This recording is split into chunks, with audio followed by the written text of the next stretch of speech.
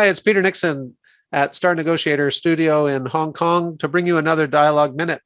This relationship tactic is important not only in conflict situations, but in all situations. And it is simply to focus on the common ground.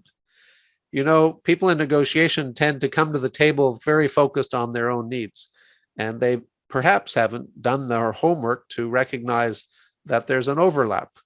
You know, in a classic sales and purchase situation, you want to sell and I want to buy. So there's some common ground there. But in something more complicated, like let's take, for example, the COVID vaccination versus the anti-vaccination world, I think there's common ground around the fact that we want to save lives. And there's some debate around how that is done. But I think it's a safe assumption to say that we all want to save lives one way or another. So focus on the common ground. The benefit is it creates more of a positive environment to move on to the more difficult topics, which will follow nonetheless in a difficult negotiation.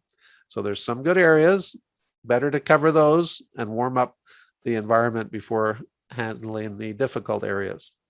It's also sometimes, you know, why don't we do this? We take for granted that we know this. We take for granted that it doesn't need to be stated or reminded. And yet it's extremely valuable to do that. So lack of training, lack of experience, feeling it's not important are all reasons why we don't do it, but it is important and we should do it. So give it a go. This is Peter Nixon for potentialdialogue.com. If we can help, just let us know. Solutions in the Dialogue.